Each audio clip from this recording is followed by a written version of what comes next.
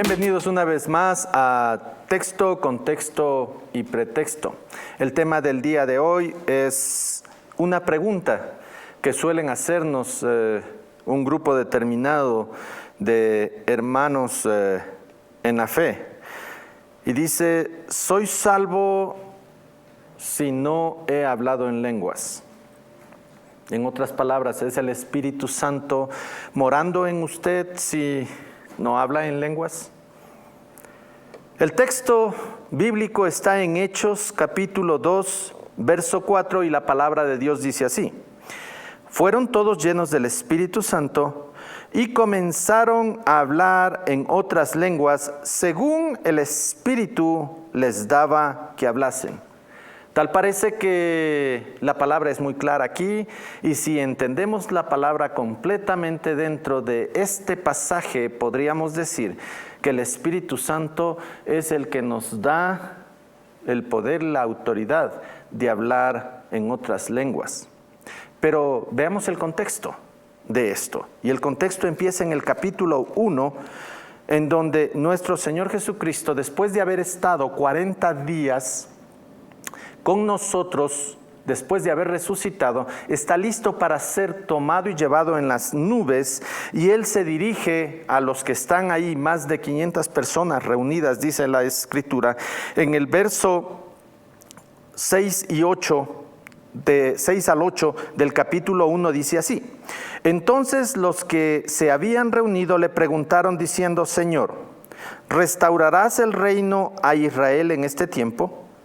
Y les dijo, no os toca a vosotros saber los tiempos o las sazones que el Padre puso en su sola potestad, pero recibiréis poder cuando haya venido sobre vosotros el Espíritu Santo, y me seréis testigos en Jerusalén, en toda Judea, en Samaria y hasta lo último de la tierra. ¿Qué se está estableciendo aquí?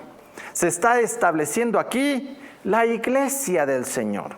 Está dando a luz la iglesia del Señor. Y la iglesia del Señor empieza no con la ascensión de nuestro Señor Jesucristo. La iglesia del Señor en el período neotestamentario empieza con el investimiento del Espíritu Santo y ese poder que Dios da al hombre, no para que el hombre lo utilice a su antojo, porque el Espíritu Santo no puede ser utilizado. Nosotros debemos dejarnos ser utilizados por el Espíritu Santo, guiados por el Espíritu Santo, exhortados por el Espíritu Santo, que Él nos indique cuál es la voluntad del Padre, porque Él conoce las cosas más profundas de Dios. Así que estableciéndose la iglesia, lo que nos da parte de ser de ese cuerpo es aceptar que Jesucristo ha muerto por nosotros.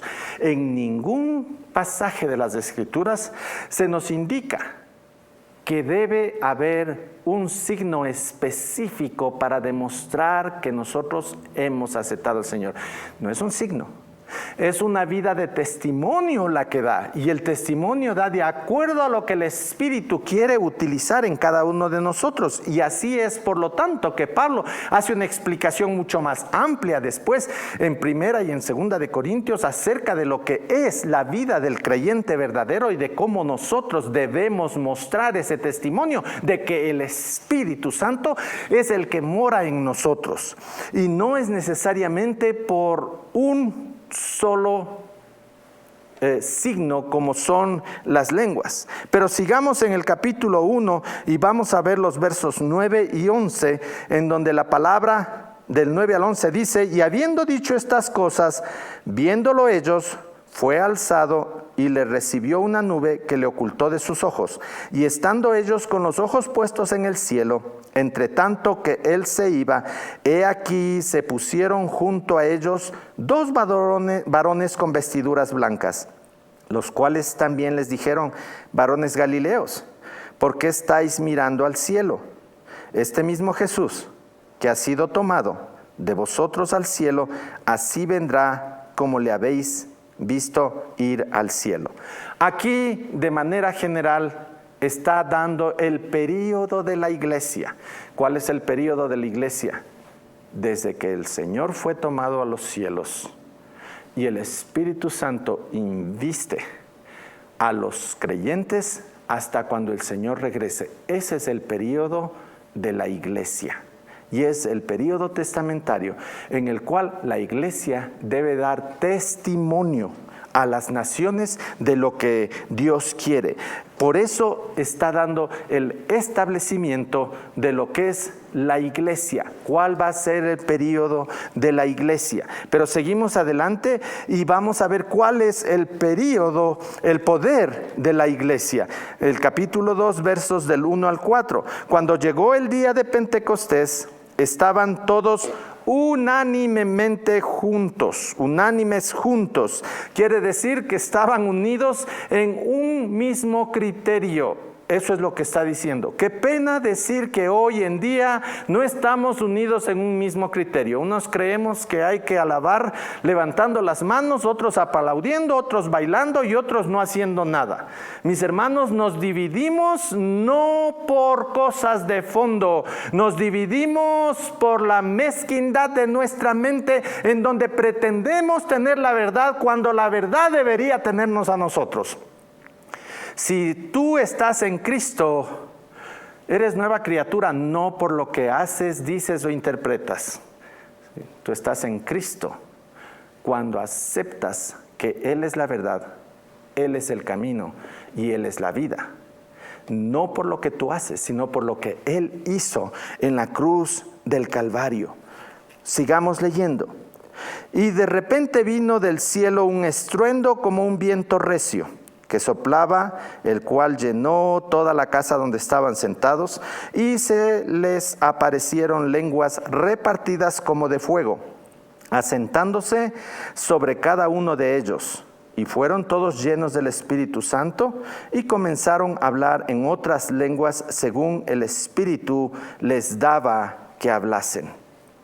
¿Cuál es el pretexto que utiliza este grupo que quiere darnos a entender que solo aquellas personas que hablan en lenguas son las que tienen realmente al Espíritu Santo?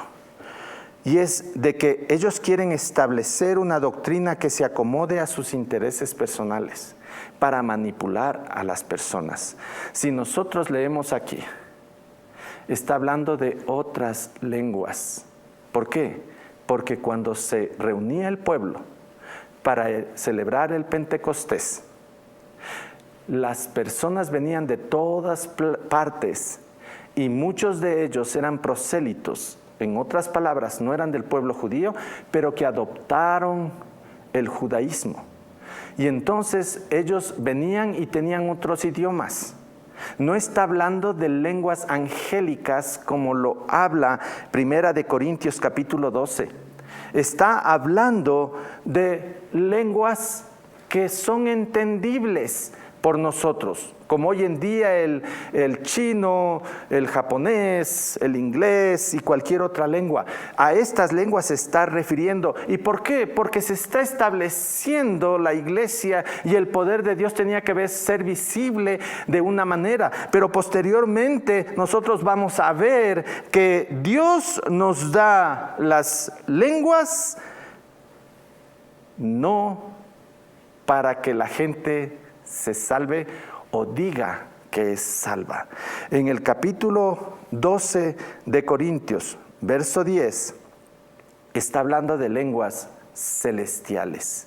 Y estas lenguas celestiales, según la palabra, son para que se edifique la persona. Y cuando quiera haber una edificación en la congregación, tiene que haber la interpretación de lenguas. Y Pablo es claro en que se debe hacer en orden uno por uno. Y si esa lengua celestial no tiene interpretación, es mejor callarse. El amor es la prueba de nuestra salvación. Y cuando ustedes leen el capítulo 12 de 1 Corintios, tienen que leer del capítulo 12 al capítulo 14, porque Pablo no está dando secciones, está dando una información completa. Y en esa información completa nos está diciendo qué es lo más importante. Y en el capítulo 13, versos 1 al 3, la palabra dice así. Y miren ustedes con qué poder Pablo habla al respecto respecto cuál es el signo verdadero que nosotros debemos esperar para declararnos creyentes, dice: si yo hablase lenguas humanas y angélicas y no tengo amor, vengo a ser como metal que resuena o címbalo que retiñe. Y si tuviese profecía y entendiese todos los misterios y toda ciencia, y si tuviere toda la fe de tal manera que trasladase los montes y no tengo amor, nada soy. Si no tengo amor, nada soy. Si no tengo amor, no está el Espíritu de Dios con nosotros. Porque los dones son para edificación del cuerpo de Cristo, como lo dice 1 Corintios capítulo 14, versos del 1 al 4. Por lo tanto, mis hermanos, los dones espirituales no son para mostrar que somos salvos. Los dones espirituales son para la edificación del cuerpo de Cristo. ¿Es usted parte del cuerpo de Cristo? Usted debe tener muchos dones que muchas veces no van a ser el don de lenguas. Por lo tanto, soy salvo porque hablo en otras lenguas. La palabra de Dios no dice eso al respecto.